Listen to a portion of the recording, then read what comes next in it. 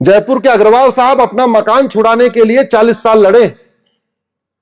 मैं supreme court में खड़ा था, आए तो बेचारे हमारा वीडियो देखते होंगे, हमको पहचान लिया। बोले अश्विनी जी मैं जयपुर का हूं, क्या? हमने कहा क्या तकलीफ है? बोले 40 साल से अपना मकान खाली कराने के लिए लड़ रहा हूं, आज फैसला शायद हो जाएगा। बाद में फैसला मिला। हमने कहा कि कितना किराया मिला था? बोले जितना किराया मिला था उसका 100 गुना वकीलों को दे चुका हूं, और 40 साल लड़ा हूं और अलग से। और हम कह रहे हैं हम भारत को कहां कहां बना देंगे, क्या क्या कर देंगे, कैसे बनेगा भारत सुरक्षित? क्यों लोग यहां के पलायन कर रहे हैं? क्यों हमारी यंग जनरेशन अमेरिका जा रही, लौटना नहीं चाहती? हमारी यंग जनरेशन सिंगापुर जा रही, लौटना ही नहीं चाह रही है। क्योंकि सबको सुरक्षा चाहिए, सबको मानसिक शांति चाहिए। भारत में अगर जुडिशियल सिस्टम ठीक हो जाए, कानून का खौफ पैदा हो जाए, तो बाहर से एफडीआई लाने की जरूरत नहीं है। यहीं के व्यापारी 2% जीडीपी बढ़ा देंगे, यहीं की जीडीपी 2% बढ़ा देंगे। ये जो इंस्पेक्टर राज चल रहा है, जो लूट चल रही है, जो लाइसेंस देने के नाम पे जो दुनिया भर का ड्रामा चल रहा है, आराम से 2% जीडीपी बढ़ सकती है।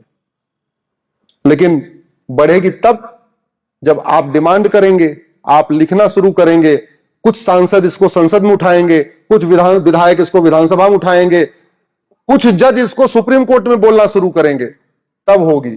लेकिन उधर तो कुछ हो ही नहीं रहा। न खबर पालिका इसको कभी डिबेट करती है ऐसे विषयों पे, न न्यायपालिका में इस पे चर्चा होती है, न विधायिका में चर्चा होती है। संसद विधानसभा में शेरो शायरी ज्यादा होती है, कविता पाठ ज्यादा होता है। आदमी परेशान किस चीज से, उससे नहीं चलता। और मैं तो देखता हूं आप लोगों को भी कविता पाठ ही अच्छा लगता है। वो फलाने वाले ने क्या डायलॉग मारा, वो फलाने नेता ने क्या शायरी पढ़ी, वो फलाने वाले, मतलब आपको भी तू मैं अच्छा लगता है, आपको भी आरोप प्रत्यारोप अच्छा लगता है, आपको नूरा कुश्ती अच्छी लगती है, आपको बतौलेबाजी अच्छी लगती है, आपको तू चोर मैं सिपाही वाला खेल अच्छा लगता है। तो जो आपको अच्छा लगता है वो सप्लाई हो रहा है। डेमोक्रेसी में जो डिमांड होती है वो सप्लाई होती है। जौनपुर जिले में एक केस चल रहा है 10 बीघे जमीन का, 1985 से 40 साल बीत चुके हैं। अभी तक ये नहीं तय हो पाया कि 2 वसीयत में से कौन सी वसीयत असली है, कौन सी वसीयत नकली है। नार्को पॉलीग्राफ ब्रेन मैपिंग कानून होता, हर जिले में narco polygraph brain mapping lab होती, एक दिन में पता चल जाता किसकी वसीयत असली है, किसकी वसीयत नकली है। झूठा आधार बन रहा है 2-2 हजार रुपए में। क्यों? झूठा आधार बनवाना और झूठा आधार बनाना गंभीर अपराध नहीं है। 2,000 रुपए में राशन कार्ड बन जा रहा है। क्यों? फर्जी राशन कार्ड बनाना, फर्जी राशन कार्ड बनवाना गंभीर अपराध नहीं है। 3 से 4,000 रुपए में घर बैठे ड्राइविंग लाइसेंस मिल जा रहा है। क्यों? फर्जी ड्राइविंग लाइसेंस बनाना, फर्जी ड्राइविंग लाइसेंस बनवाना गंभीर अपराध नहीं। और ये जो भ्रष्टाचार है, ये जो सड़ी हुई न्यायिक व्यवस्था है, इसका राष्ट्रीय सुरक्षा से सीधा संबंध है। यहां 6 करोड़ घुसपैठिए इसलिए आ गए क्योंकि यहां घुसपैठ वाला कानूनी सड़ा हुआ है। यहां 6 करोड़ घुसपैठिए इसलिए आ गए, बॉर्डर पे 2,000 रुपए देके आते हैं, अंदर 2,000 में आधार बनवाते हैं, 2,000 में कॉमन सर्विस सेंटर वाला 2,000 में आधार बना देता है, नगर निगम का दलाल 2,000 रुपए में उनको बर्थ सर्टिफिकेट बना के दे देता है, तहसील वाला दलाल 2,000 रुपए में उनको राशन कार्ड बना के दे देता है, आरटीओ ऑफिस वाला दलाल 3 से 4,000 रुपए में उनको ड्राइविंग लाइसेंस बना के देता है। और जब 4 डॉक्यूमेंट बन जाते हैं तो कोई पार्षद प्रधान का चुनाव लड़ने वाला उनका वोटर आईडी में नाम जुड़वा देता है। 15,000 रुपए में बांग्लादेशी रोहिंग्या क्या बन गए? भारतीय। 1 साल में 5 लाख रुपए का फायदा उठा लेते हैं। चूंकि बांग्लादेशी रोहिंग्या है, उनका जो कार्ड भी बनता है वो गरीबी रेखा से नीचे वाला है, तो प्रधानमंत्री जो मुफ्त वाला मकान है उसके पात्र बन जाते हैं। जनधन खाता में अपना अकाउंट खोल लेते हैं, हर महीने किसान सम्मान निधि लेना शुरू कर देते हैं, मुद्रा लोन लेना शुरू कर दिया, सारा कारोबार। तो हमारा कानून घुसपैठ को बढ़ा रहा है, हमारी न्यायिक व्यवस्था घुसपैठ को बढ़ा रही है, घुसपैठियों को भगा रही। जोर से बोलिए जरा। बढ़ा रही, घुसपैठ को प्रमोट कर रही। रुकेगा कैसे? आवाज उठाना पड़ेगा।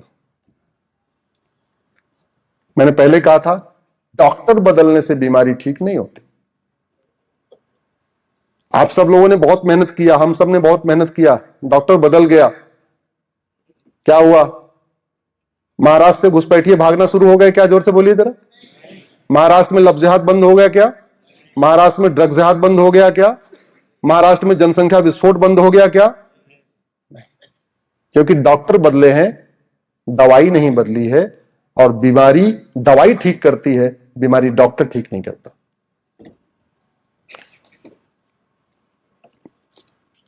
जस्टिस विद इन ईयर हो जाए अगर फर्जी डॉक्यूमेंट बनाना और फर्जी डॉक्यूमेंट बनवाने को गंभीर अपराध घोषित कर दिया जाए। 5 करोड़ मुकदमों में से 2.5 करोड़ तो अपने आप वापस हो जाएंगे, अपने आप ले लेंगे, भैया ऐसा में मुकदमा लड़ना ही नहीं। जैसे ही कोई आदमी थाने में शिकायत करने जाए उससे अंडरटेकिंग ले लो। मैं जानता हूं कि झूठ बोलना गंभीर अपराध है, पकड़े और झूठ पकड़ी गई तो हमें 10 से 20 साल सजा होगी। कोई आदमी झूठी शिकायत करेगा क्या? जोर से बोलिए जरा।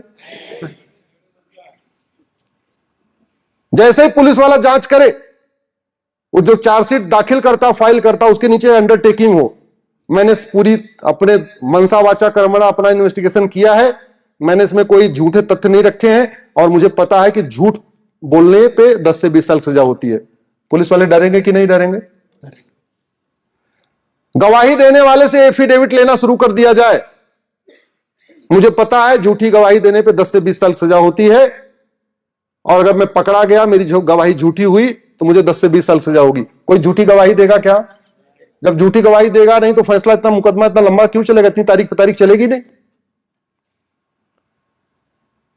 ये जो झूठी वसीयत बनती है, झूठी विरासत बनती है, झूठा एज सर्टिफिकेट, झूठा इनकम सर्टिफिकेट, सारा कुछ फर्जी। क्यों?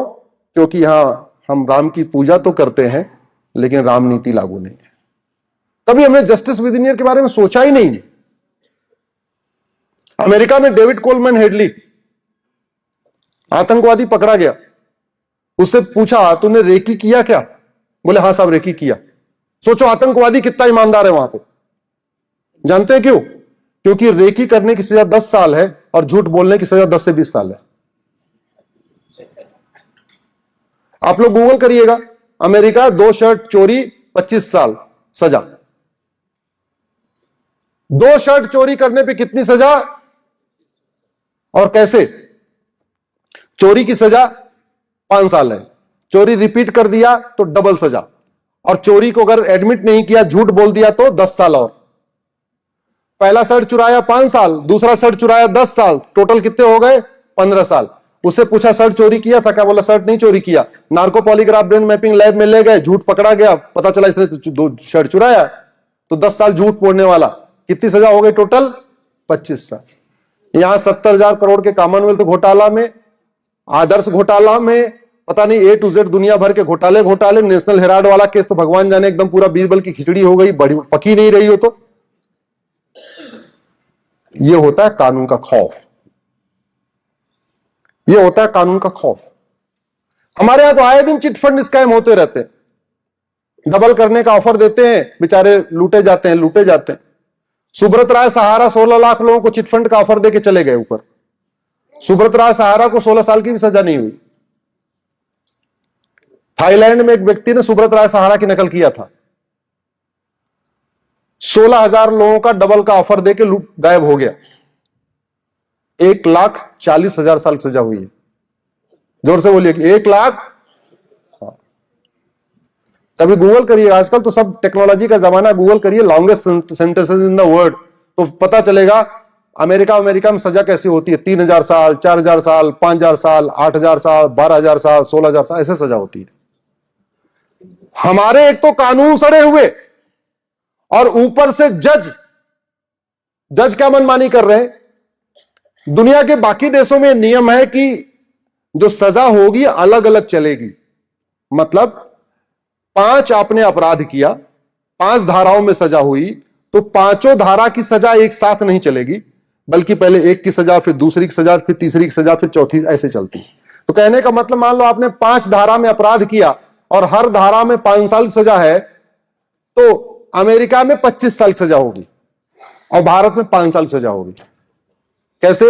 हमारे यहां जजों को पावर दिया है, वो चाहे तो डिसाइड करें कि सजा कंसेक्टिव होगी या कॉन्करेंट होगी।